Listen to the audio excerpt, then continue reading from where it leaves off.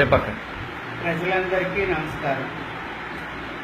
నిన్న అనంతపురం జిల్లా రాజకీయ నాయకులు ప్రభాకర్ రెడ్డి గారు కానీ వాళ్ళన్న దివాకర్ రెడ్డి కానీ ప్రభాకర్ రెడ్డి గారు నిన్న మాట్లాడిన మాటలు సమాజంలో పుట్టి బ్రతుక్కున్న మనందరం సిగ్గుతో తల ఉంచుకునే స్థితిలో ఉన్నాయి మాటలు. ఆయన కన్నావిడ కూడా తల్లే, ఆడదే. ప్రతి ఒక్క ఆడవాళ్ళు సిగ్గుతో తల ఉంచుకొని బ్రతకవలసినట్టుగా ఆయన మాట్లాడారు. జగన్మోహన్ రెడ్డి గారి అమ్మే అమ్మ కాదండి, త్రిమూర్తుల కన్నదాయి అమ్మే, సృష్టి స్థితి లయ కారకురాలు అమ్మే. భగవంతుడైనా సరే తల్లి కడుపునే పుట్టాడండి. ఎవరూ వ్యవస్థకు అతీతులం కాదండి. ఈ సమాజంలో పుట్టి పెరిగి ఆ తల్లి వీళ్ళిద్దరినీ కని ఇలాంటి మాటలు విని బ్రతుకుంటే సిగ్గుతో తలదించుకొని ఇలాంటి పిల్లలు భూమి మీద పడినందుకు ఆ తల్లి ఆ పిల్లల్ని మందించి చంపేయాలి తప్ప బ్రతకడానికి వ్యవస్థలో అనర్హులండి.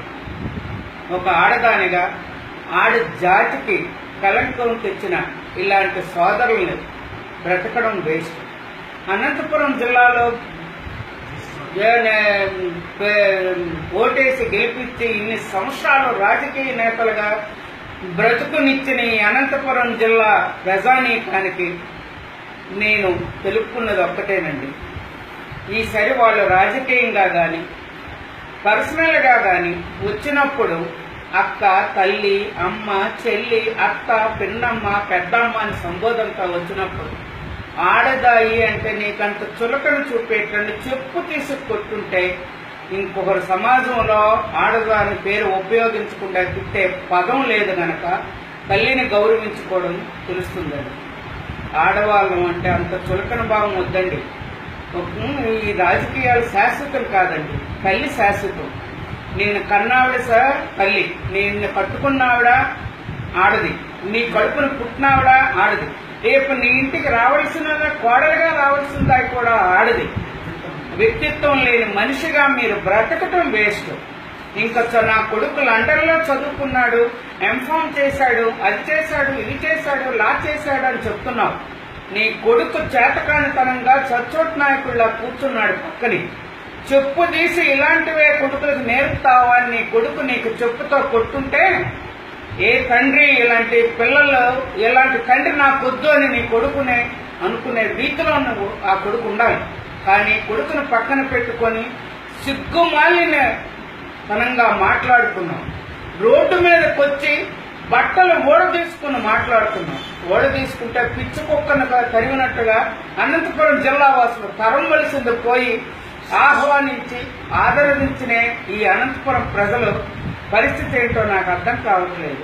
దయచేసి మన తల్లిదండ్రులకి తల్లి, తండ్రి, గురువు, దైవం అన్నారే గాని తల్లి తరువాతే దేవుడు. మొదటి స్థానం తల్లిది. తల్లిని పూజించలేని నీ బ్రతుకు వ్యర్థం. అలాంటి దేవుళ్ళైనా దేవతలైనా ఎన్నో జన్మలు పుణ్యం చేసుకుంటేనే మానవ జన్మ ప్రాప్తిస్తుంది. దేవుడు దేవతలు కూడా మీరు రామాయణం, భారతం, భాగవతం, స్కంద పురాణాలు తిరగేయండి ప్రభాకర్ రెడ్డి గారు. అందులోనున్న మన సంస్కృతిని, తెలుగు సాంప్రదాయాన్ని అర్థం చేసుకోండి. ఋషులు కానీ, దేవుళ్ళు కానీ, దేవతలు కానీ, రామాయణాలు కానీ ఒత్తినే పుట్టలేదండి. అందులో సారాంశాన్ని అర్థం చేసుకుని తల్లి తాలూకా మనోగతాన్ని, తల్లికి ఉన్న స్థానాన్ని గౌరవించి మనిషిగా బ్రతకండి, వ్యవస్థను బ్రతికించండి. దయచేసి మీ రాజకీయ లబ్ధి కోసం ఆడవాళ్ళని కించపరచకండి సార్. ఎంతో మందిని ఈ తెలుగుదేశం ప్రభుత్వం వచ్చి నుంచి చూస్తున్నామండి. మనుషులు బయటికి వెళ్ళాలంటే, ఒక కాయగూర కొనాలని, ఒక బజారుకి వెళ్ళాలని, ఒక ఏ పని మీద బయటికి వెళ్ళాలని ఎవరు ఏం చేస్తారో, ఎవరు ఇంటికి చేరే వరకు ఇంటికి వస్తామో లేదన్న భయంతో బ్రతుకు బ్రతుకుతున్నామండి. ఈ సీఎం ఒక దీనిగా ఉన్నాడు, పిచ్చి కుక్క మాదిరిగా ఉన్నాడు. మీ చుట్టూ అలా కాదండి. ఆడదాన్ని గౌరవించండి. ఆ రోజాన్ని హింసించి చంపుతున్నారు. ఏమండి మీ ఇంట్లో ఆడవాళ్ళకు గౌరవం బయట ఆడవాళ్ళకు మీరు ఎవరా సార్? విజయం ఒక్కతే తల్లా సార్? జగన్మోహన్ రెడ్డి తల్లే తల్లా? నీ తల్లి కాదా? వ్యవస్థలో ఉన్న ఆడవాళ్ళందరూ తల్లులే కదండి. ఈ రోజు ఆడదాయి నీకు జన్మనిచ్చింది నీ భార్య, నీ తల్లి, నీ చెల్లి, నీ అక్క, నీ తోబుట్టువులు అందరూ ఆడవాళ్లే సార్.